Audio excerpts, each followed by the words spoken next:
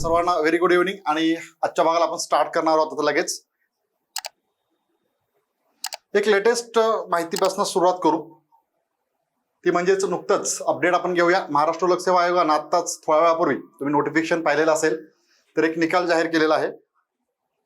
आणि सहाय्यक कक्ष अधिकारी जी एक्झाम 5 नोव्हेंबर 2023 रोजी झालेली होती, तर या एक्झामचा निकाल, अंतिम निकाल जो आहे आत्ताच आयोगाने जाहीर केलेला आहे.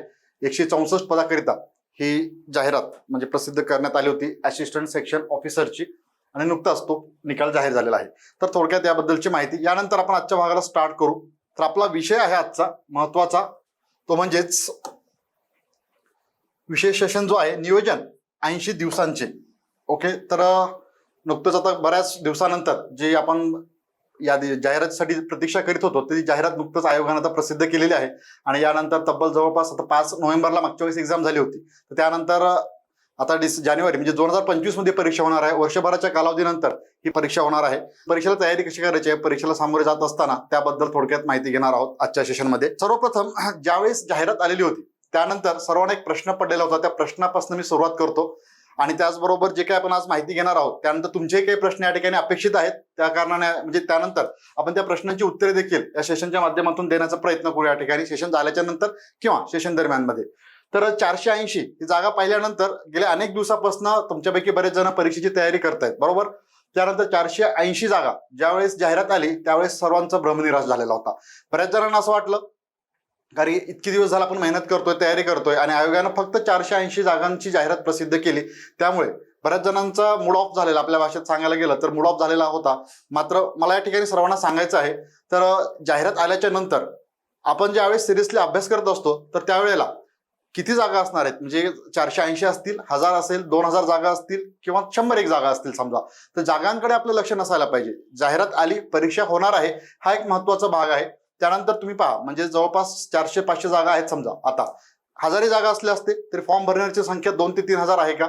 नाही, तर तब्बल 2 ते 3 लाख फॉर्म येतात, त्यापेक्षा अधिक फॉर्म या ठिकाणी येतात आणि भयानक कॉम्पिटिशन आहे, आपल्याला माहिती आहे. तर त्यामुळे आपण जागेकडे अजिबात लक्ष द्यायचं नाही किंवा आपलं लक्ष देखील विचलित होऊ द्यायचं नाही, हे एक लक्षात ठेवायचं सर्वांनी. आपल्यासाठी एक जागा आहे हे लक्षात ठेवायचं, एक जागा जरी असेल तरी सफिशियंट आहे, या उद्देशाने आपण आपल्याला वाटचाल करायची आहे. हे एक सर्वात महत्वाचं. बऱ्याच जणांना प्रश्न पडलेला होता की 480 जागा फक्त आहेत तर मग काय करायचं, थोडंसं निगेटिव्हिटी, परत मग आपला नंबर लागेल का नाही, आपण पास होऊ का नाही, असे बरेचसे प्रश्न तुम्हाला सर्वांना पडलेले असणार आहेत. मात्र त्याकडे अजिबात लक्ष कोणीही द्यायचं नाही. ओके, हे सर्वांनी नोट करून घ्यायचं आहे आणि अभ्यासाला लागायचं आहे. तर आपल्या आजच्या भागाला सुरुवात करू अधिकचा वेळ न घेता.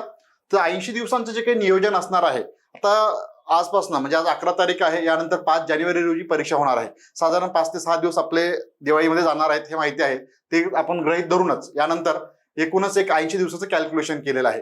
तर या 80 दिवसामध्ये जी पूर्व परीक्षा होणार आहे कंबाईन ग्रुप बी ची, आणि लगेच महिनाभराच्या नंतर ग्रुप सी ची परीक्षा होणार आहे. तर या दोन्ही परीक्षेचा सामोरे जात असताना परीक्षेला म्हणजे परीक्षेची स्ट्रॅटेजी काय असावी, परीक्षेत यश मिळवण्याकरिता आपल्याला नेमकं काय करायला हवं या कालावधीमध्ये, 80 दिवसांच्या कालावधीमध्ये, त्यावर आधारित आजचा हा सेशन आहे. तर मी पुन्हा एकदा जे कोणी आता लेट जॉईन करतायत त्यांच्यासाठी या ठिकाणी पुन्हा मेन्शन करतो की सर्वांना म्हणजे प्रश्न जे काय असतील तुमचे, तर आपण प्रश्न उत्तरच्या स्वरूपात माहिती घेणार आहोत, हे मी आधी नोट करतो. आणि सर्वांना माहिती की जे काही सेशन जे आपण पाहणार आहोत म्हणजे काय अभ्यासणार आहोत या ठिकाणी, त्यावर तुमचा लगेच काही प्रश्न असेल इथे कमेंट करू शकता, किंवा सेशन झाल्याच्या नंतर जर मी क्वेश्चन पाहिला नाही तरी आपण पुढे जाऊन तो त्या प्रश्नाचं उत्तर देण्याचा या ठिकाणी प्रयत्न करू. तर परीक्षेला सामोरे जात असताना या 80 दिवसामध्ये आपल्याला कशा प्रकारे अभ्यास करायचा आहे, तर याची आपण थोडक्यात या ठिकाणी आता माहिती घेणार आहोत. स्टार्ट करूया आपण.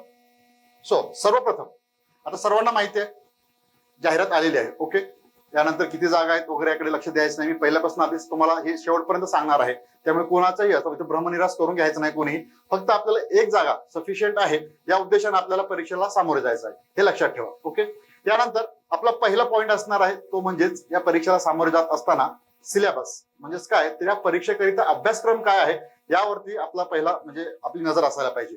तेव्हा आपण पाहतो बरेच जण म्हणजे एमपीएससीचा अभ्यास करायला तयारी सुरू करता तुम्ही, तुमच्यापैकी बरेच जण. त्यानंतर एक ओव्हरऑल म्हणजे जे विषय आहेत वरवर आपण ऐकलेलं असतं, राज्यशास्त्र असेल, इतिहास असेल, भूगोल असेल, असे काही विषय असतात, आणि त्यानंतर आपण सर्व एक कुठला तरी पुस्तक घेतो आणि अभ्यासाला लागतो. मात्र त्या ठिकाणी सर्वप्रथम आपल्याला नोट काय करून घ्यायची आहे, तर अभ्यासक्रमाची. तर पहिल्यांदा मेन महत्वाचं म्हणजेच काय, परीक्षेच्या अभ्यासाला सुरुवात करीत असताना आपल्याला लक्ष कुठं म्हणजे कुठून स्टार्ट करायचं आहे, तर सर्वप्रथम अभ्यासक्रम हे आपल्याला पाहणं गरजेचं आहे. एव्हा तुम्ही बऱ्याच जणांकडून ऐकलेलं असणार आहे, जागा निघाली, जाहिरात आली, आपल्याला नोकरी पाहिजे, याकरिता काही जण असंच फॉर्म भरायचं म्हणून फॉर्म भरतात, कुठलं तरी एखादं जनरल नॉलेजचं पुस्तक घ्यायचं आणि अभ्यासाला सुरुवात करायची. अशा प्रकारचा अभ्यास नसावा हे लक्षात घ्या पहिलं. त्यानंतर आपल्याला अभ्यास कसा करायचा आहे, तर आयोगाने सुटसुटीतपणे आयोगाच्या वेबसाईटवरती आपला अभ्यासक्रम त्या ठिकाणी प्रसिद्ध केलेला आहे. तर आपण तो व्यवस्थित अभ्यास पहिलं नोट करून घेणं गरजेचं आहे. जसं की आता एक उदाहरण जर दिलं तुम्हाला अभ्यासक्रमाच्या बाबतीत, तर इतिहास आपले जे विषय आखून दिलेले आहेत सर्वांना माहिती आहेत. तर त्या इतिहासामध्ये आधुनिक भारताचा इतिहास आणि त्याचबरोबर महाराष्ट्राच्या संदर्भात सहित आधुनिक भारताचा इतिहास असा हा अभ्यासक्रम असणार आहे. तर त्याला अनुसरूनच आपल्याला अभ्यास करायचा आहे. अभ्यासक्रमाच्या बाहेर काहीही वाचायचं नाही, जरी तो विषय आपला आवडता असला तरी. ठीक आहे. काहींना म्हणजे इतिहास म्हटल्यानंतर इतिहासाच्या, मी उदाहरण फक्त एका विषयाचं दिलं तर आपल्याला प्राचीन इतिहास आहे, मध्ययुगीन इतिहास, तसंच आता आधुनिक भारताचा इतिहास. तर परीक्षेला फक्त आधुनिक भारताचा इतिहास म्हणजेच काय, तर 1700 म्हणजे ज्यावेळेस ब्रिटिश भारतात आले त्या वर्षापासून पुढे आपल्याला अभ्यास करायचा, हे लक्षात घ्यायचं. ओके. तर सर्वप्रथम आपला असणार आहे मेन, तर अभ्यासक्रम काय आहे, तर अभ्यासक्रम पूर्ण व्यवस्थित नोट करून घ्यायचा आहे आपल्याला आणि त्यानुसार संदर्भ साहित्य घेऊन आपल्याला अभ्यासाला सुरुवात करायची आहे. हा एक महत्वाचा पॉईंट असणार आहे, ना की म्हणजे अनावश्यक भाग आपल्याला वाचायला टाळायचा आहे. ह्या 80 दिवसामध्ये ते एक महत्वाचा भाग असणार आहे. अभ्यासक्रम पाहणं खूप गरजेचं आहे परीक्षेला सामोरे जाताना. यानंतर मी दुसऱ्या पॉईंटकडे येतो, तो म्हणजेच प्रिव्हियस इयर क्वेश्चन, म्हणजेच मागील वर्षाची प्रश्नपत्रिका अभ्यासणं खूप महत्वाचं आहे. परीक्षेचा अभ्यास करतोय म्हणजे काय होतं, बऱ्याचदा आपण एखादं पुस्तक घेतो आणि त्यानंतर लगेच अभ्यासाला सुरुवात करतो आणि बराबर सगळं वाचन करतो, काही भाग लक्षात ठेवण्याचा प्रयत्न करतो आणि अनेक पुस्तके वाचतो आणि मात्र परीक्षेत प्रश्नच कसे विचारतात हे आपल्याला माहिती नसतं आणि त्यावेळेस आपली गल्लत होते आणि एका तासाच्या वेळेमध्ये इतका गोंधळून जातो आपण, अरे मी तर भरपूर वाचलेलं होतं परंतु मला असं काय प्रश्नाचे उत्तर का सोडवता येत नाहीत. तर त्याला एक कारण म्हणजेच काय, तर आपण याकडे दुर्लक्ष केलेलं असतं, ते म्हणजेच PYQ कडे. प्रिव्हियस इयर क्वेश्चन म्हणजेच काय, तर मागील वर्षाच्या प्रश्नपत्रिका आपल्याला या ठिकाणी अभ्यासणं खूप महत्वाचं आहे. तर ते जास्त इम्पॉर्टंट ठरतं. 2000 साधारण जर आपण कॅल्क्युलेशन केलं तर आपल्याला कधीपासून कधीपर्यंतच्या प्रश्नपत्रिका अभ्यासाच्या आहेत, तर 2013 ते 2023 पर्यंतच्या या कालावधीमधल्या आयोगाच्या जे काही प्रश्नपत्रिका आहेत, सराव प्रश्न नाही, सराव प्रश्न एक दुसरा भाग आहे, ते आपण शेवटी पाहणार आहोतच. मात्र 2013 ते 23 साधारण 10-11 वर्षाच्या प्रश्नपत्रिका आपल्याला अभ्यासणं गरजेचं आहे. कशाकरिता आहे, तर प्रश्नाचं स्वरूप आपल्याला लक्षात येतं. काही वेळेला परीक्षेचा पॅटर्न बदललेला असतो, प्रश्नांचं स्वरूप बदललेलं असतं, कुठल्या तरी घटकावरती कमी अधिकचे प्रश्न विचारले जाऊ शकतात. त्यामध्ये एखाद्या विषयाला म्हणजे जर कुठलाही टॉपिक जर घेतला आपण, त्या टॉपिकवरती अधिकचा भर देण्यात येतो. ह्या अनुषंगाने आपल्याला प्रिव्हियस इयर क्वेश्चन पाहणं गरजेचं ठरतं. त्यानुसार आपल्याला स्ट्रॅटेजी ठेवायची आहे की आता आपल्याला कशा प्रकारे अभ्यास करायचा आहे. त्यामुळे ते जास्त इम्पॉर्टंट आहे. PYQचं अनालिसिस करणं, त्या प्रश्न जे काय आहेत ते तुम्ही सर्व प्रश्न पाहणं विविध सर्व विषयांचे आणि त्यानंतर आपल्याला ठरवायचं आहे आता आपल्याला अभ्यास कसा करायचा आहे, परीक्षेला प्रश्न हे कशा प्रकारे विचारले होते. दोन एक स्वरूपात PYQचं आहे, मी तर उदाहरण देईल तुम्हाला की आपल्याला कशा प्रकारे तो पाहायचा. एक, सुरुवातीला तुम्ही अभ्यासक्रम पाहिला, ओके, त्यानंतर प्रश्न पाहायचे आपल्याला मागील वर्षाचे. हे प्रश्न अभ्यासात असताना एक गोष्ट करायची आपल्याला, सर्वप्रथम पूर्ण रीड करून घेतल्याच्या नंतर ज्यावेळेस विषयाची तयारी करता त्यानंतर घटक वाईज करायचं आपल्याला, एक टप्पे पाडून, म्हणजे ते अधिक सुटसुटीत आणि सोपं जाईल आपल्याला. ज्यावेळेस विषयाची आपण तयारी करतो, अभ्यासात असताना त्यात लक्षात येऊन जातं आपल्याला हे प्रश्न जे काय आपण अभ्यासलो होतो आधी, त्यानंतर अभ्यास करत असताना अभ्यास झाल्याच्या नंतर पुन्हा एकदा तेच PYQ आपल्याला रीड करायचे आहेत.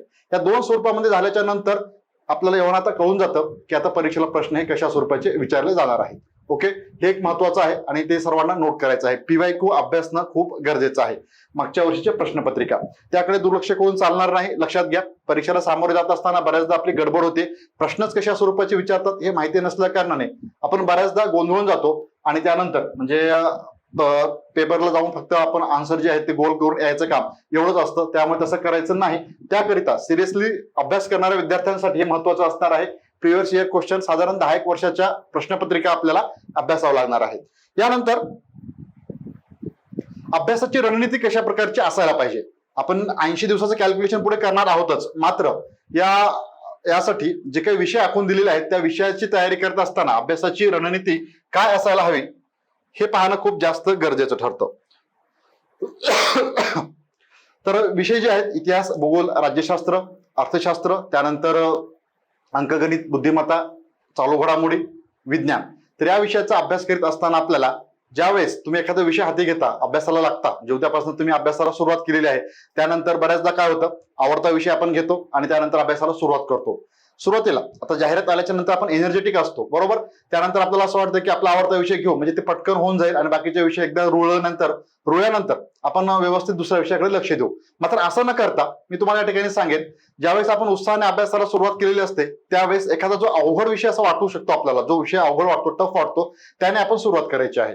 म्हणजे प्रिव्हियस इयर क्वेश्चन त्या विषयाचे अभ्यासायचे आणि त्यानंतर त्या विषयाला हाती घेऊन त्याच्या म्हणजे अभ्यासाला सुरुवात करायची. तो विषय वाचत असताना बऱ्याच विद्यार्थ्यांचं काय होतं, मागे काही जणांचे प्रश्न होते, सर थोडंफार वाचल्याच्या नंतर म्हणजे एखादे 2 टॉपिक तुम्ही अभ्यासलात की त्यानंतर असं वाटतं की आता थोडासा दुसरा विषय घेऊ की काय, मी म्हणजे थोडंसं रटाळ व्हायला लागलं, मला बोर होतंय आणि त्यामुळे मी थोडंसं माझा आवडता विषय घेतो आणि ते थोडंसं वाचतो. मग आपण हे तसंच ठेवतो बाजूला आणि दुसरा विषय हाती घेतो आणि तोही अर्ध्यामध्ये आला की अरे तो आपला पहिल्याचा राहिलेला होता, मग तो पुन्हा एकदा वाचायला जातो. हे अशा प्रकारची रणनीती आपली असायला नाहीच पाहिजे कोणाचीही. कुठलाही विषय घेतल्याच्या नंतर त्या 80 दिवसाच्या कालावधीमध्ये आपल्याला सिरियसली पूर्ण त्या विषयाला न्याय देत, ज्याची सुरुवात तुम्ही म्हणजे पहिल्यापासून केलेली आहे, तो पूर्ण संपेपर्यंत इतर कुठल्याही विषयाचा आपल्याला अभ्यास करायचा नाही. त्यासोबत कुठला विषय, एका विषयासोबतच आणखीन कुठल्या विषयाचा अभ्यास करायचा हे मी पुढे सांगणार आहेच तुम्हाला. मात्र अर्धवट अभ्यास अजिबात करायचा नाही. मधल्या टॉपिक पासून दुसरा एक पॉईंट म्हणजेच मध्येच कुठला तरी एखादा टॉपिक आवडतो म्हणून मधूनच सुरुवात केली अभ्यासाला, असंही होता कामा नये. सो पहिल्यापासून एक सिक्वेन्सली जो अभ्यासक्रम दिलेला आहे, त्यानुसार जो पुस्तक तुम्ही अभ्यासता, त्यात जे काही घटक असणार आहेत, टॉपिक असणार आहेत, त्या टॉपिक वाईज आपल्याला व्यवस्थितरित्या सिक्वेन्सली जायचं आहे आणि त्याला पूर्ण संपवल्याशिवाय पुढच्या कुठल्याही विषयाला हात लावायचा नाही. तर अभ्यासाची रणनीती आखत असताना ह्या अशा स्वरूपाची अभ्यास करणं हे गरजेचं ठरतं. ओके, यानंतर मी पुढील टॉपिककडे येतोच. त्याआधी इथपर्यंत काही कोणाचे प्रश्न असतील, येस, तर असेल तर तुम्ही विचारू शकता या ठिकाणी. तर अभ्यासाची तयारी, रणनीती कशा प्रकारे असायला हवी, थोडक्यात त्याचा आढावा या ठिकाणी घेतला. यानंतर जो मूळ विषय आपला आजचा आहे, जे टायटल आहे, त्याकडे आता मी बोलतो, तो म्हणजेच नियोजन आणि अंमलबजावणी. म्हणजेच काय, तर थोडंसं मी ते ऍडिशन करतो. विषयगणिक म्हणजे विषयगणिक अभ्यासाचं नियोजन, वेळेचं नियोजन आणि त्याचबरोबर त्याची अंमलबजावणी कशा प्रकारे करायची आहे याकडे आपल्याला लक्ष देणं खूप आवश्यक ठरतं. महत्वाचं आहे, लक्षात घ्या. ज्यावेळेस आपण ठरवतो एखादी परीक्षा क्रॅक करायची आहे आणि त्यावेळेस आपण अभ्यासाला सुरुवात देखील करतो आणि मध्येच ते सोडून देतो किंवा असंच परीक्षा द्यायची म्हणून देतो, तर यामुळे आपण परीक्षा कधीच पास होऊ शकत नाही. ज्यावेळेस तुम्ही तुमच्या परीनं 100% देता, त्यानंतर तुम्ही नक्कीच यशस्वी होता, हे लक्षात ठेवा. त्यामुळेच तुम्हाला अभ्यास करत असताना व्यवस्थितरित्या नियोजन, अगदी म्हणजे सकाळी उठल्यापासून झोपेपर्यंत या 80 दिवसामध्ये काय काय अभ्यासायचं आहे, आपल्याला काय अभ्यास करायचा आहे, कधी रेस्ट करायचा आहे, कधी थोडंसं एंटरटेनमेंट विरंगुळा म्हणून काही एखादा मूवी पाहायचा आहे, काय काय करायचं आहे, ह्या सगळ्या गोष्टीचं एक नियोजन, टाइम टेबल तुमच्याकडे असलं पाहिजे आणि तेवढा विश्वास देखील तुमच्यात असणं गरजेचं आहे. मी परीक्षा पास होणार आहे याकरिता तुम्हाला जे नियोजन आहे, तर ते नियोजन मी या ठिकाणी डिवाइड करणार आहोत की कुठल्या विषयाला किती वेळ द्यायचा, किती तास म्हणजे आपल्याला अभ्यास करायचा आहे, त्यानंतर एखाद्या विषयाला एवढा वेळ देण्याच्या नंतर किती वेळ शिल्लक असतो आणि या 80 दिवसाचं कॅल्क्युलेशन जे आहे ते आपण या ठिकाणी केलेलं आहे. ते साधारणपणे या ठिकाणी आता आपण पाहूया. तर नियोजन आणि अंमलबजावणी काय असावी परीक्षेला सामोरे जात असताना, तरी आपण थोडक्यात आढावा या ठिकाणी घेऊया त्याचा. तर 80 दिवस जे कॅल्क्युलेशन करायचं आहे आपल्याला 80 दिवसाचं, तर त्याचे टप्पे आपण पाडलेले आहेत. ओके, हे एक महत्वाचं. टप्पे म्हणजेच काय, तर सर्वप्रथम पहिल्यांदा 40 दिवस, त्यानंतर 20 दिवस आणि नंतर 20 दिवस. एखादा विषय अभ्यासत असताना फक्त तो वाचून झाला आणि परीक्षेला चाललोय आपण, तर असं होत नाही. म्हणजे असं केल्याने परीक्षा पास होणं शक्यच नाही, हे लक्षात घ्या. त्यामुळे त्या विषयाचं रिव्हिजन होणं मस्ट आहे. त्यामुळेच मी हे जे टप्पे आहेत या ठिकाणी पाडलेले तुम्हाला दिसून येतात, 40 + 20 + 20. तर 80 दिवसाचं नियोजन कशा प्रकारे असायला हवं, तुम्ही थोडं इथं मेन्शन केलेलं आहे. पुन्हा एकदा आपण ते पाहूया. तर तुम्हाला इथं विषय दिसत आहेत, बरोबर. आपल्याला एकूण किती विषयाचा अभ्यास करायचा आहे, 7 विषयांचा अभ्यास करायचा आहे. त्यापैकी 5 विषय मी इथे मेन्शन केलेले आहेत. इतिहास आहे, भूगोल आहे, राज्यशास्त्र, अर्थशास्त्र आणि विज्ञान. सर्वसाधारणपणे आपल्याला जो अभ्यासक्रम दिलेला आहे आपण या विषयाचा आपल्याला अभ्यास जो करायचा आहे, त्यामध्ये 2 विषय ऍड होतील. ते म्हणजेच अंकगणित आणि बुद्धिमापन, आणि दुसरा आहे करंट अफेअर्स, चालू घडामोडी हा विषय. तर ते मी पुढे ऍड करेल. मात्र हे पाहत असताना आपल्याला सर्वप्रथम सुरुवातीला एक दिवस आणि तास मी असं कॅल्क्युलेशन केलेलं आहे. आधी पुन्हा रिपीट करतो, हे जे इथं कॅल्क्युलेशन केलेलं आहे तर ते 40 दिवसांचं आहे. लक्षात घ्या, एकूण 40 दिवसांचं आहे. 80 दिवसांपैकी आपलं पहिलं आपण हाफ पाहणार आहोत, थोडीशी माहिती घेऊ आणि त्यानंतरच पुढील 40 दिवसांकडे वळूया. तर या 80 दिवसामध्ये साधारण तुम्ही जर इतिहास या विषयाला सुरुवात केली, एक मी ओव्हरऑल म्हणजे तुम्ही कुठल्याही विषयाला सुरू करता असं काही नाहीये की तुमचा हाच विषय पहिला केला पाहिजे का सर, किंवा विज्ञान घेऊ का, कुठलं गणित विषयाची तयारी करायची का, असं काही नाहीये. कुठलाही घ्या, मी फक्त इथं थोडंसं मेन्शन केलं की इतिहास हा विषय आपण पहिल्यांदा घेऊ. या विषयाला 8 दिवस द्यायचे आहेत आपल्याला आणि 8 तास सर्वसाधारणपणे आपला अभ्यास असणं आवश्यक आहे या 80 दिवसाच्या कालावधीमध्ये. सुरुवात ज्यावेळेस केलेलो आपण त्याचप्रमाणे प्रत्येक विषयाचं नियोजन तसंच केलेलं आहे. राज्यशास्त्र, भूगोल, राज्यशास्त्र, अर्थशास्त्र आणि विज्ञान. तर या विषयाचं कॅल्क्युलेशन जे आहे 8 तासांचं आणि प्रत्येक दिवसाला म्हणजे इतिहासाला 8 दिवस, भूगोलला 8 दिवस, राज्यशास्त्राला 8 दिवस, अर्थशास्त्राला 8 दिवस आणि विज्ञानला देखील 8 दिवस आणि तासाचंही नियोजन 8 तासाचं केलेलं आहे. ओके, तर दिवसभरात आपल्याला 8 तास तर फिक्स झाले एका विषयाला द्यायचं हे इथे तुम्हाला कळलेलं असणार आहे. आता यानंतर आपण थोडंसं इथं ऍड करणार आहोत ते महत्वाचं, ते म्हणजेच कॅल्क्युलेशन आलं लक्षात. 5 विषय इथं 40 दिवसांचं मी नियोजन करतोय. यासोबतच आपल्याला रोज एकच विषय अभ्यासायचा आहे का? तर नाही. इथं काय करायचं आपल्याला, दोन विषय जे आहेत, तुम्हाला एकच विषय म्हटल्यानंतर थोडंसं बोरही व्हायला नको, कारण कुठला एक विषय घेतला की तेच अभ्यासाचं, बाकीचं बरंचसा भाग राहून जाईल असं वाटू शकतं. त्या कारणानेच मी 2 विषय जे आहेत ते शिल्लक ठेवलेले आहेत. 5 विषयांचं इथं मेन्शन केलेलं आहे. दुसरे 2 विषय म्हणजेच कोणते, तर मी इथे ऍडिशन करेल, प्लस 2 तास आपल्याला आणखीन वाढवायचे आहेत. 8 तासाचे किती होत आहेत इथे सर्वसाधारण कॅल्क्युलेशन केलं तर टोटल 10 तासाचं नियोजन, 10 तास आपल्याकडे असणार आहेत. दिवसभराचे 10 तास द्यायचेच आहेत हे लक्षात घ्या. त्या 10 तासामध्ये प्लस 2 तास कशाचा अभ्यास करायचा आहे? यस, आला असं लक्षात तुमच्या, अंकगणित, बुद्धिमत्ता. ओके, आणि दुसरा विषय आहे करंट अफेअर्स म्हणजेच चालू घडामोडी.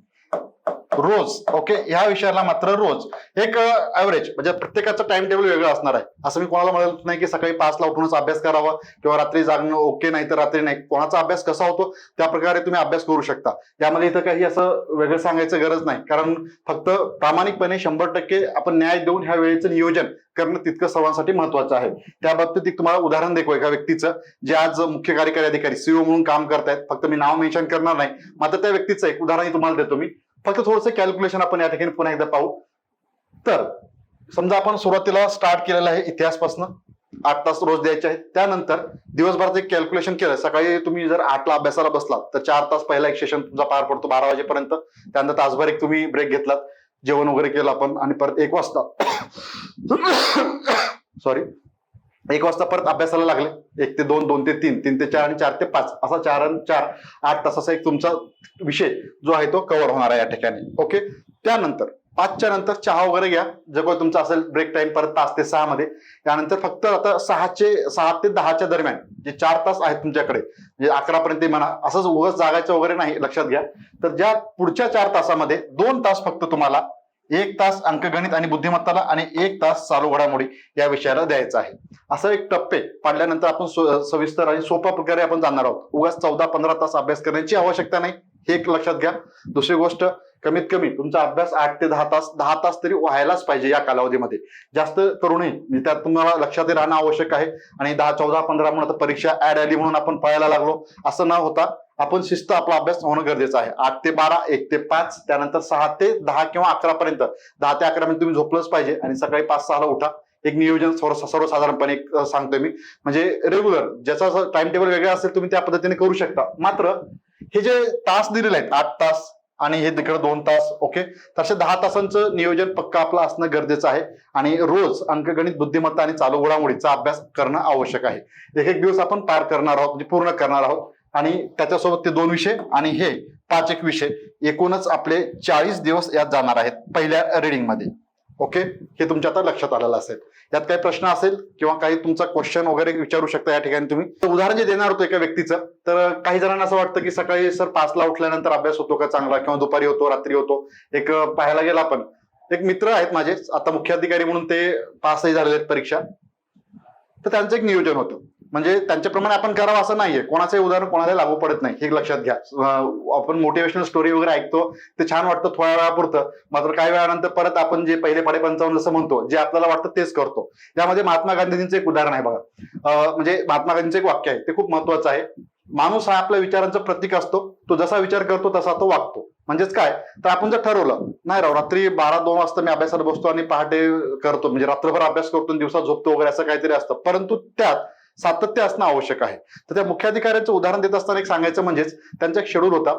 सकाळी 7 वाजता ते अभ्यासिकेत असायचे आणि दुपारी 1 वाजेपर्यंत ते अभ्यास करायचे, सॉरी 2 वाजेपर्यंत, 7 ते 2 या वेळात फक्त एकच ब्रेक असायचा त्यांचा, फक्त थोडासा बाथरूमला म्हणू शकतो आपण गेले तर 2-1 मिनिटाचा ब्रेक, 5-1 मिनिटाचा जास्तीत जास्त. अदरवाईज नाश्ता नाही, जेवण नाही, काही नाही. 7 ते 2 3 ते 4 वर्ष त्यांनी असे अभ्यास केला आणि परीक्षा क्रॅक झाले. मात्र या 7 ते 2च्या वेळेत ते कोणाचाही फोन उचलायचे नाही, कोणालाही भेटायचे नाही, काहीच करायचं नाही.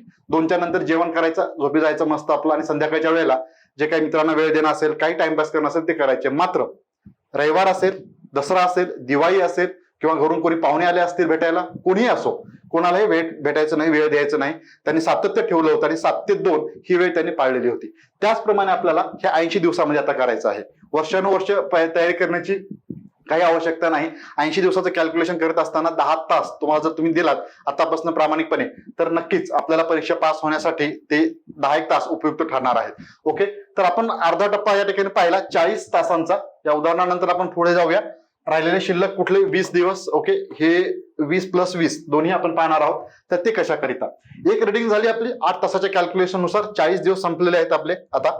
यानंतर तर पुढच्या 20 दिवसांकडे वळण्याआधी थोडस जे काय करायचंय आपल्याला, तर 40 दिवसात जो काय अभ्यास केलेला आहे सर्व विषयांचा या, तर आपल्याला रिव्हिजन हे खूप इम्पॉर्टंट असणार आहे. रिव्हिजन, विदाऊट रिव्हिजन तुम्ही कितीही अभ्यास करा, कितीही वाचा, विदाऊट रिव्हिजन तुम्ही पेपर सॉल्व्ह करू शकत नाही, परीक्षा पास होऊ शकत नाही. याचं कारण काय, तर परीक्षेत प्रश्न जे आहेत तर आपण अभ्यास केल्याच्या नंतर सरळ सरळ साधे प्रश्न विचारले जातात का हो? नाही, हे एक लक्षात घ्या. काही वेळेला असतात, काही प्रश्न असतात, मात्र काही प्रश्न जिथे मेरिट लागतो किंवा जिथे कस लागतो आपला, जिथे आपल्याला परीक्षा पास व्हायची असते, त्या ठिकाणी आपल्याला हे रिव्हिजन खूप महत्वाचं असतं. परीक्षेत प्रश्न फिरून विचारतात, ते फिरून विचारल्याच्या नंतर कितीही आपला अभ्यास झालेला जरी असला तरी आपण ते प्रश्न सोडू शकत नाही. मात्र या रिव्हिजनच्या बळावरती आपण नक्कीच तो प्रश्न टॅकल करू शकतो. कसाही प्रश्न असू द्या, एखादा प्रश्न तुमच्यासाठी अननोन असेल, थोडाफार जाणून असाल तरी देखील या रिव्हिजनच्या माध्यमातून तुम्ही नक्कीच ते पुढील प्रश्न जो आहे तुमच्या समोरील कोणताही प्रश्न असो तुम्ही तो सोडू शकता. त्यामुळे रिव्हिजन इज मस्ट हे सर्वांनी आधी लक्षात घ्यायचं आहे.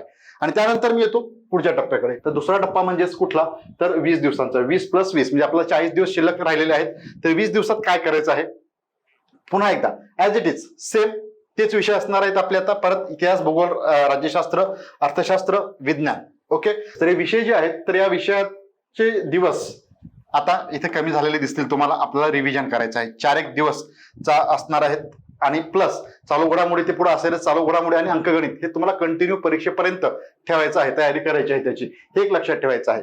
तर हे 4, 4 2 8, 4 3 12, 4 1 16, 4 5 20 अशी 21 दिवस म्हणजे आता आपले झाले एकूण 60 दिवस. ओके, 60 दिवसांमध्ये आपल्याला काय करायचं आहे, रिव्हिजन करणं गरजेचं आहे. 4-1 तास आपल्याला सफिशियंट होतात. नंतर 40 दिवसाच्या अभ्यासानंतर थोडंसं तुम्हाला ते एकदा वाचून झालेलं असतं. त्या कारणाने एखाद्या विषयाला रोज तुम्ही 4 दिवस, एखादा विषय जो आहे तो 4 दिवस देऊ शकता. तास जे आहेत तर ते सेम असणार आहेत. त्यावेळी तुम्हाला ते अभ्यासायचं आहे. एखादा विषय पाठ जरी झाला, मला हे येतं, मला माहिती आहे, आता हे मला रटाळ वाटतंय, आता नको हे वाचायला, हे असं अजिबात कधीच म्हणजे असा विचार डोक्यातही आणायचं नाही आपल्याला. पुन्हा ते वाचायचं आहे. कशा प्रकारे प्रश्न विचारले होते, PYQ जे आहेत त्याचाही आपल्याला त्या ठिकाणी आधार घ्यायचा आहे. त्याच कारणाने हे खूप महत्वाचं ठरतं. तर रिवाइज करत असताना 4-4 दिवसांचं मी या ठिकाणी गणित मांडलेलं आहे. याच पद्धतीने आपल्याला 20-1 दिवसाचा कालावधी त्या ठिकाणी द्यायचा आहे. प्रश्न उत्तरे सोडवत. ओके, PYQ पाहायचं आहे, लक्षात घ्या. PYQ कडे दुर्लक्ष करायचं नाही. मी पुन्हा येतो तिथे, कारण एखादा टॉपिक अभ्यासल्याच्या नंतर त्यावरती प्रश्न कशा प्रकारे आयोगाने विचारलेले आहेत त्याच धर्तीवरती पुढे परीक्षेत प्रश्न असणार आहेत. एव्हाना मी तुम्हाला आणखी एक सांगेन, साधारण अनेक प्रश्न जे आहेत या 10 वर्षातले आयोगाने विचारलेले, त्यातले काही प्रश्न जशाच तसे रिपीट देखील होतात. काही वेळेला थोडंसं फिरून विचारतात किंवा काही वेळेला रिपीट देखील होतात. त्यामुळे ते प्रश्न उत्तरे खूप महत्वाचे असणार आहेत. फक्त प्रश्नपत्रिका जरी अभ्यासलात तुम्हाला एक कॉन्फिडन्स येऊन जातो आणि त्या बळावरती देखील तुम्ही प्रश्नपत्रिका सोडू शकता. त्यामुळे PYQ हे खूप महत्वाचं आहे. तर हे करत असताना आपल्याला मागील वर्षाच्या प्रश्नपत्रिका आपल्या सोबतच असणं आवश्यक आहे. ओके, झालं एक 60 दिवस आपण पाहिला. आता यानंतर यात प्लस ऍडिशन करायचं आहे 20 दिवस आणखीन. तर पुढच्या 20 दिवसात काय करायचं आहे, पुन्हा एकदा या परत विषयाचा अभ्यास करायचा आहे. 60 दिवसाच्या नंतर 80 दिवसाकडे वळत असताना तर पुन्हा इतिहास, भूगोल, राज्यशास्त्राचे विषय आहेत तर परत यायचं आहे. आणि आपल्याला अशा प्रकारे 3 वेळेस त्याचं रिडिंग होणं आवश्यक आहे या 80 दिवसामध्ये. आणि या रिव्हिजन नंतरच आपल्याला परीक्षेत कशा प्रकारचा प्रश्न जर विचारला गेला तर तो नक्कीच सोडवता येतो. सो हे खूप इम्पॉर्टंट सर्वांनी नोट करायचं. रिव्हिजन हे मस्ट आहे. ओके, तर 3 प्रकारे रिव्हिजन झालेलं आहे आपला. आता 3 वेळेस आपण अभ्यास केलेला आहोत. म्हणजे पहिल्यांदा नवीन एकदा वाचलेलं आहे, त्यानंतर 20 दिवसांचं कॅल्क्युलेशन, तासिकामध्ये काही फरक करायचं नाही. ओके, 8 ते 10 तास आपल्याला अभ्यास करायचा आहेच. आणि तिसऱ्यांदा परत 20 दिवसाचं नियोजन, पुन्हा एकदा रिव्हिजन आणि आपल्याला 80 दिवस हे पूर्ण करायचे आहेत. हे पूर्ण करत असतानाच पुन्हा एकदा सांगायचं म्हणजे सराव प्रश्न, आता मी सराव प्रश्नाकडे येणार आहे. तर हे अभ्यास झाल्याच्या नंतर आता लगेच जे कोणी जुने विद्यार्थी असतील तयारी करत हे परीक्षेची वर्षभरापासून किंवा काही अनेक वर्षापासून तयारी करतायत ते लगेच टेस्ट सिरीज कुठली सराव प्रश्नांची जॉईन केलं तरी चालेल, नो प्रॉब्लेम. मात्र जे नवीन तयारी करतात त्यांच्यासाठी सूचना, आधी तुम्ही हे सगळं अभ्यासक्रम असेल, PYQ असेल, हे सर्व अभ्यासल्याच्या नंतरच एखाद्या टेस्ट सिरीज जॉईन करण्याचा विचार करा. उगाच नाही तर आपलं टेस्ट सिरीज आली त्यानंतर लगेच जॉईन केलं प्रश्न सोडायला चालू तर आपला तिथं काही म्हणजे आपल्याला मिळणार नाही त्यातून आणि आपला वेळ वाया जाईल, हे लक्षात घ्या. ओके, तर आपण पुढे जाऊया आता यानंतर. येस, त्याच प्रश्नाकडे मी आता वळलेलो आहे, मेन म्हणजेच सराव प्रश्न. तर परीक्षेमध्ये प्रश्न आपल्याला सोडवत असताना काही वेळेला टेस्ट सिरीज म्हणजे सोडवणं खूप गरजेचं आहे. जे आपण अभ्यासलो, मागच्या वर्षी प्रश्नपत्रिका अभ्यासलेल्या असतात, अभ्यासही केलेला असतो. त्यानंतर जर आपण सराव केलाच नाही प्रश्नांचा तर त्यात परीक्षेतला प्रश्न कसे येतील तेही लक्षात येत नाही आणि आपण अभ्यास जे केलेला आहे त्याच्या अवतीभोवती आपण कुठं आहात हे आपल्या लक्षात येणार नाही. त्या कारणाने या सराव प्रश्न हे खूप इम्पॉर्टंट असणार आहेत. मात्र या सराव प्रश्नावरून एक गोष्ट लक्षात घ्यायची आहे, काही वेळेला काय होतं प्रश्न म्हणजे आता बरेच जण प्रश्न टेस्ट सिरीज असतात, बऱ्याच अकॅडमी म्हणजे असतील कुठेही समजा तुम्हाला सर्वसाधारणपणे सराव प्रश्न अभ्यासाला मिळतात. त्यावेळेला काही हाय लेवल म्हणजे टफ लेवलचे प्रश्न असतात, काही फार इझी असतात. तर असं एक मिश्रण स्वरूपात दिसून येतं तुम्हाला प्रश्न, किंवा हे खूपच टफ लेवलचे असतात आणि त्यात एवढा अभ्यास केल्याच्या नंतर, एवढे PYQ अभ्यासल्याच्या नंतरही कुठल्या तरी अकॅडमीचे प्रश्न सोडवत असताना आपल्याला काहीच जर जमत नसेल, काही वेळेला असं होतं की अरे एवढा अभ्यास केला आणि तरी आपल्याला प्रश्न सोडवता येत नाहीत, म्हणजे आपलं काही चुकलं की काय असंही वाटतं. मात्र त्या प्रश्नावरती अधिक निर्भर राहायचं नाही. जो अभ्यास केला त्यावर स्वतःवरती विश्वास ठेवायचा आहे आणि त्यानंतरच आपल्याला पुढे वाटचाल करायची आहे. आणि PYQच्या आधारावरती आयोगाने जे काही प्रश्न मागील वर्षी दिलेले आहेत त्याचा आधार घेऊनच आपल्याला ही प्रश्नपत्रिका सोडवायची आहेत आणि यानंतर पुढे जायचं आहे. ओके, हे सर्वसाधारणपणे सर्वांनी ते लक्षात ठेवायचं आहे. यानंतर आता मी आजच्या सेशनच्या थोडंसं शेवटच्या भागाकडे येतो, ते म्हणजेच टार्गेट काय असणार आहे. तर इथं एक आता खूप महत्वाचं आहे, लक्षात घ्या. जे की सुरुवातीला मी सांगितलं होतं सर 480 जागा आहेत किंवा बऱ्याच जणांना असं वाटलं की एवढ्याच जागा आपला नंबर लागतो का नाही, याकडे अजिबात लक्ष द्यायचं नाही. ह्या गोष्टी आपल्यासाठी महत्वाच्या नाहीच आहे. ओके, हे लक्षात घ्या. आपला स्वतःवरती विश्वास असणं खूप महत्वाचं आहे. ज्यावेळेस आपण 60 एक प्रश्न 100 पैकी आपले बरोबर येणं आवश्यक असतं, त्यावेळेला स्वतःवरती विश्वास असणं आणि अभ्यास करणं, सातत्याने अभ्यास करणं, एखादा दिवस गॅप न करता या 80 दिवस ज्याप्रमाणे आपण आखून दिलेले आहेत त्यामध्ये या 60+ मार्क कसे घ्यायचे हे आपल्याला अभ्यासाच्या नंतर हे लक्षात यायला हवं आणि आपले 60+ प्रश्न आलेच पाहिजे. त्यामुळे ते प्रश्न होते खूप महत्वाचे असणार आहेत. फक्त प्रश्नपत्रिका जरी अभ्यासलात तुम्हाला एक कॉन्फिडन्स येऊन जातो आणि त्या बळावरती देखील तुम्ही प्रश्नपत्रिका सोडू शकता. त्यामुळे PYQ हे खूप महत्वाचं आहे. तर हे करत असताना आपल्याला मागील वर्षाच्या प्रश्नपत्रिका आपल्या सोबतच असणं आवश्यक आहे. ओके, झालं एक 60 दिवस आपण पाहिला. आता यानंतर यात प्लस ऍडिशन करायचं आहे 20 दिवस आणखीन. तर पुढच्या 20 दिवसात काय करायचं आहे, पुन्हा एकदा या परत विषयाचा अभ्यास करायचा आहे. 60 दिवसाच्या नंतर 80 दिवसाकडे वळत असताना तर पुन्हा इतिहास, भूगोल, राज्यशास्त्राचे विषय आहेत तर परत यायचं आहे आणि आपल्याला अशा प्रकारे 3 वेळेस त्याचं रिडिंग होणं आवश्यक आहे या 80 दिवसामध्ये. आणि या रिव्हिजन नंतरच आपल्याला परीक्षेत कशा प्रकारचा प्रश्न जर विचारला गेला तर तो नक्कीच सोडवता येतो. सो हे खूप इम्पॉर्टंट सर्वांनी नोट करायचं, रिव्हिजन हे मस्ट आहे. ओके, तर 3 प्रकारे रिव्हिजन झालेलं आहे आपला. आता 3 वेळेस आपण अभ्यास केलेला आहोत. म्हणजे पहिल्यांदा नवीन एकदा वाचलेलं आहे, त्यानंतर 20 दिवसांचं कॅल्क्युलेशन, तासिकामध्ये काही फरक करायचं नाही. ओके, 8 ते 10 तास आपल्याला अभ्यास करायचा आहेच. आणि तिसऱ्यांदा परत 20 दिवसाचं नियोजन, पुन्हा एकदा रिव्हिजन आणि आपल्याला 80 दिवस हे पूर्ण करायचे आहेत. हे पूर्ण करत असतानाच पुन्हा एकदा सांगायचं म्हणजे सराव प्रश्न, आता मी सराव प्रश्नाकडे येणार आहे. तर हे अभ्यास झाल्याच्या नंतर आता लगेच जे कोणी जुने विद्यार्थी असतील तयारी करत हे परीक्षेची वर्षभरापासून किंवा काही अनेक वर्षापासून तयारी करतायत ते लगेच टेस्ट सिरीज कुठली सराव प्रश्नांची जॉईन केलं तरी चालेल, नो प्रॉब्लेम. मात्र जे नवीन तयारी करतायत त्यांच्यासाठी सूचना, आधी तुम्ही हे सगळं अभ्यासक्रम असेल, PYQ असेल, हे सर्व अभ्यासल्याच्या नंतरच एखाद्या टेस्ट सिरीज जॉईन करण्याचा विचार करा. उगाच नाही तर आपलं टेस्ट सिरीज आली त्यानंतर लगेच जॉईन केलं प्रश्न सोडायला चालू तर आपला तिथं काही म्हणजे आपल्याला मिळणार नाही त्यातून आणि आपला वेळ वाया जाईल, हे लक्षात घ्या. ओके, तर आपण पुढे जाऊया आता यानंतर. येस, त्याच प्रश्नाकडे मी आता वळलेलो आहे, मेन म्हणजेच सराव प्रश्न. तर परीक्षेमध्ये प्रश्न आपल्याला सोडवत असताना काही वेळेला टेस्ट सिरीज म्हणजे सोडवणं खूप गरजेचं आहे. जे आपण अभ्यासलो, मागच्या वर्षी प्रश्नपत्रिका अभ्यासलेल्या असतात, अभ्यासही केलेला असतो.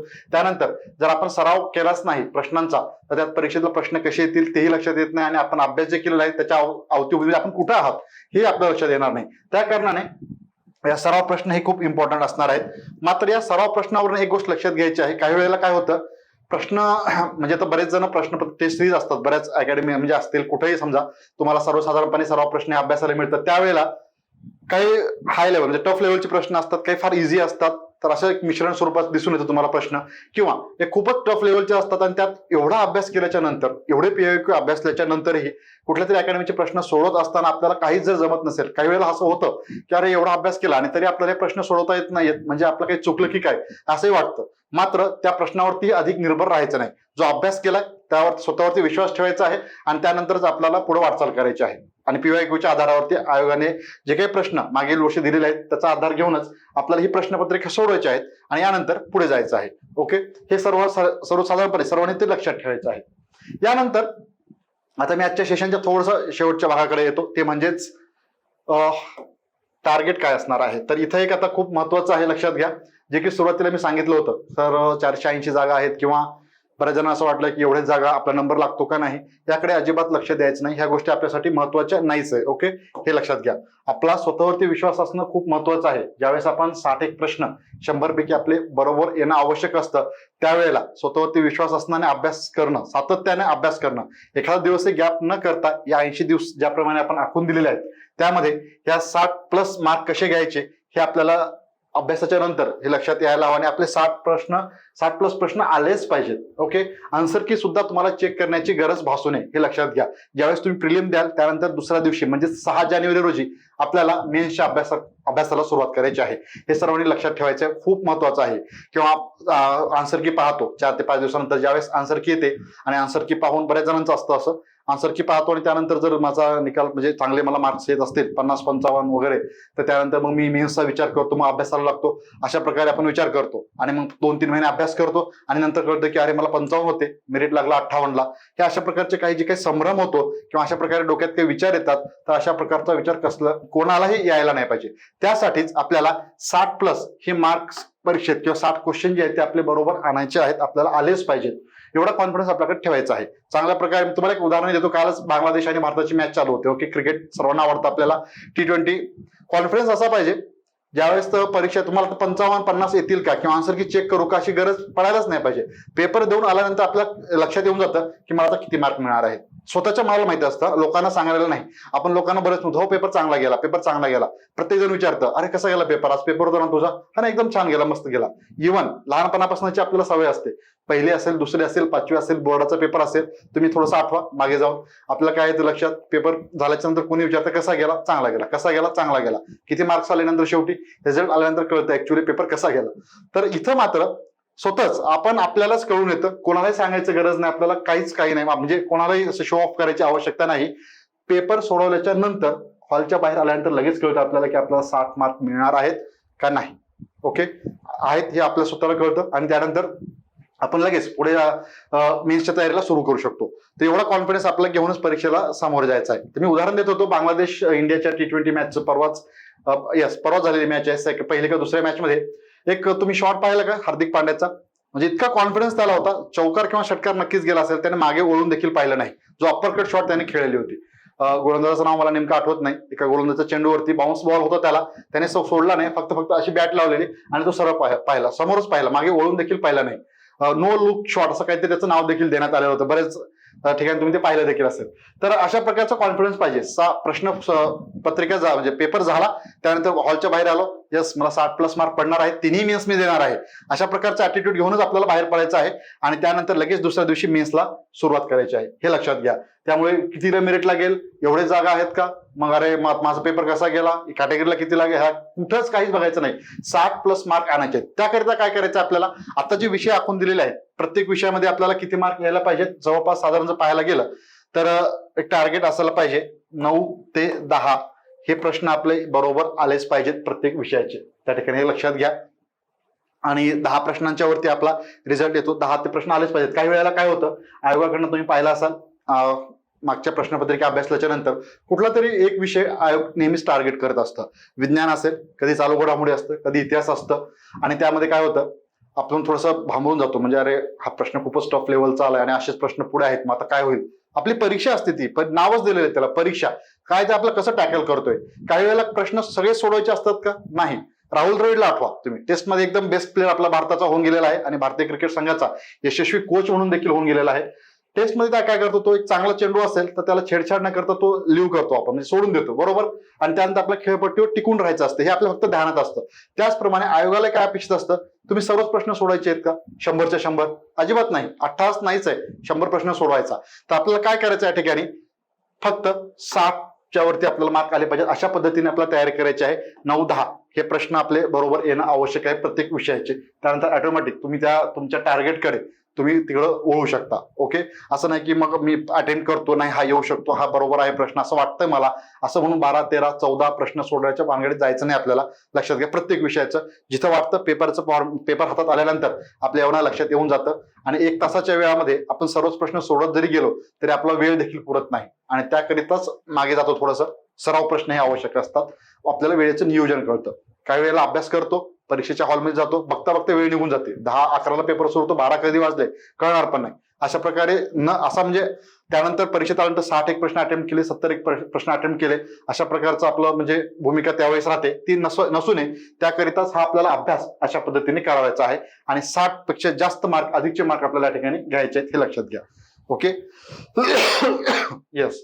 यानंतर इथपर्यंत सर्वांना म्हणजे आयडिया येऊन गेलेली असेल तर आपल्याला नेमकं काय करायचंय. यानंतर मी येतो लास्ट वन आणि महत्वाचा, तो म्हणजेच नकारात्मक गोष्टींपासून स्वतःला दूर कसं ठेवावं या कालावधीमध्ये. एक थोडासा विषयाला सोडून आणि म्हणलं तरी चालेल, आतापर्यंत जे पाहिलं अभ्यासाच्या रणनीतीविषयी आपण आता प्रश्नही त्यांनी विचारलेला आहे, तर आपण स्टार्ट करतो आणि सगळीकडे मोटिवेशन वगैरे घेतो, 1-2 दिवस, 4 दिवस, 8 दिवस अभ्यास करतो, आणि 9व्या दिवशी मात्र आपण थोडंसं लूज पडतो. हे होता कामा नये.